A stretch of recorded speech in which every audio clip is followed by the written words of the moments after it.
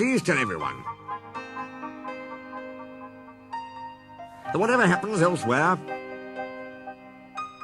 steam will still be at work here.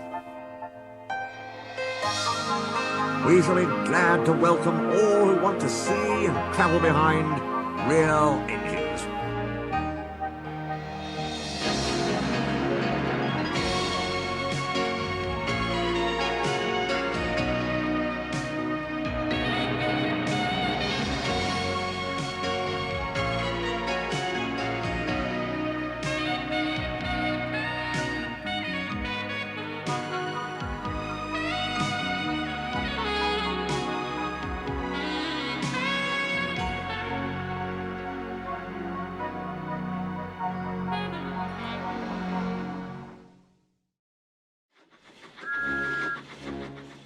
I'm not happy, complained Gordon.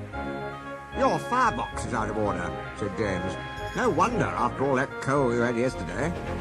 Hard work brings good appetite, snapped Gordon. You wouldn't understand. I know, put in Duck brightly. It's boiler ache. I warned you about that standpipe on the other railway, but you drank gallons. It's not boiler ache, protested Gordon. Of course it is, said Henry. That water's bad. It furs up your tubes. Your boiler must be full of sludge. Have a good washout. Then you'll feel a different engine. Don't be vulgar, said Gordon huffily. Gordon backed down on his train, hissing mournfully. Cheer up, Gordon, said the Fat Controller. I can't, sir. The others say I've got boiler ache, but I haven't, sir. I keep thinking about the dreadful state of the world, sir. Is it true, sir, what the diesels say? What do they say? They boast that they've abolished steam, sir. Yes, Gordon, it is true. What, sir? All my Doncaster brothers drawn the same time as me? All gone, except one. The guard's whistle blew, and Gordon puffed sadly away. Poor old Gordon, said the Fat Controller. If only we could. Yes, I'll ask his owner at once. He hurried away. Arrangements took time, but one evening Gordon's driver ran back excited. Wake up, Gordon! The Fat Controller's given you a surprise. Look! Gordon could hardly believe it. Backing towards him were two massive green tenders, and their engine shape was very like his own. It's Flying Scotsman, he gasped. The Fat Controller's brought him to see me. Oh, thank you, sir. Everyone got on well with Flying Scotsman, except Henry. Henry was jealous. I never boast, but I always work hard enough for two. I deserve another tender for that. Duck whispered something to Donald. Henry, asked Duck innocently, would you like my tenders? Yours? Exclaimed Henry. What have you got to do with tenders? All right, said Duck. The deal's off. Would you like 'em, Donald? I wouldn't deprive you of the honour. It is a great honour, said Duck thoughtfully. But I'm only a tank engine. Perhaps James might... sorry I was rude, said Henry hastily. How many tenders have you, and when could I have them? 6. And you can have them this evening.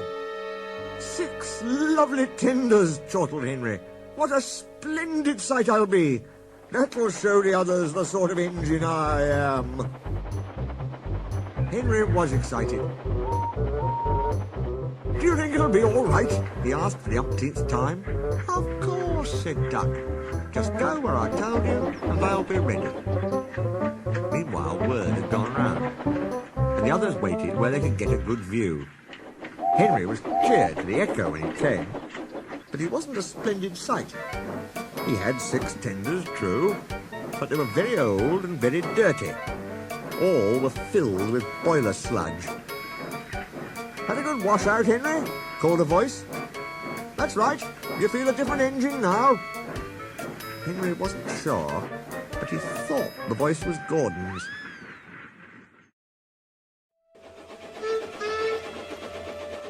Douglas had taken the midnight goods to a station on the other railway.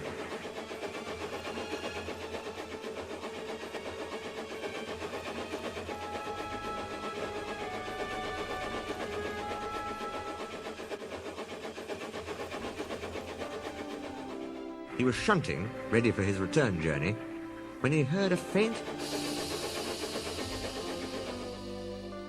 That sounds like an engine, he thought. The came again. Who's there? He asked. A whisper came. Are you a Fat Controller's engine? Aye, I'm proud of it. Thank goodness. I'm Oliver. We're escaping to your railway, but we've run out of coal. Is it from scrap you're escaping? Yes. Then it's glad I'll be to help ye. But we maun work fast. Both crews joined in.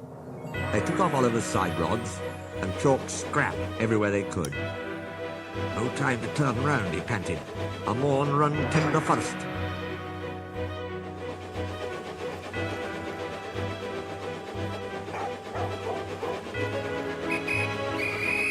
But they were stopped before they could clear the station's throat.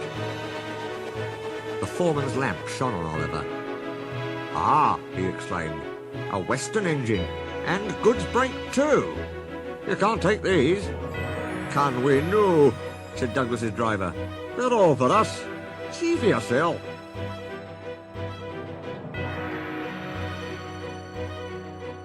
Seems in order, said the foreman grudgingly. Right away, guard.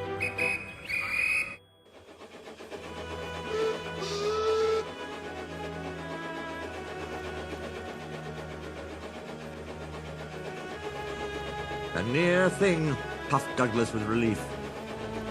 We've had worse, smiled Oliver. Presently they rumbled over the bridge and onto the Fat Controller's railway.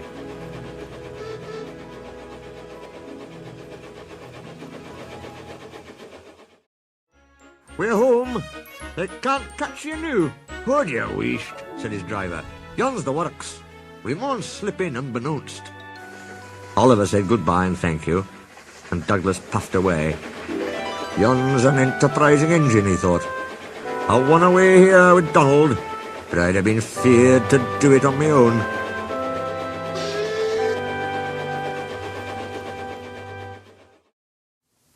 At last Douglas could tell his news. He won't be safe till the Fat Controller knows, said James. Douglas should tell him at once, said Gordon firmly. Well, here he is, said a cheerful voice. Now, what's all this about? Beg pardon, sir, but we do need another engine. We had hoped for a real engine. And unless one escapes, there's little hope. But, sir, burst out Donald, one has. And thanks to Douglas, he's now at our works. Oliver, just what we need for Duck's branch line. Loud cheers greeted this announcement. The Fat Controller soon had Oliver and Toad mended and painted in full Great Western colours. Duck and Oliver are happy on their branch line. The others laughed at first and called their branch the Little Western. Duck and Oliver were delighted, and now no one ever thinks of calling it anything else.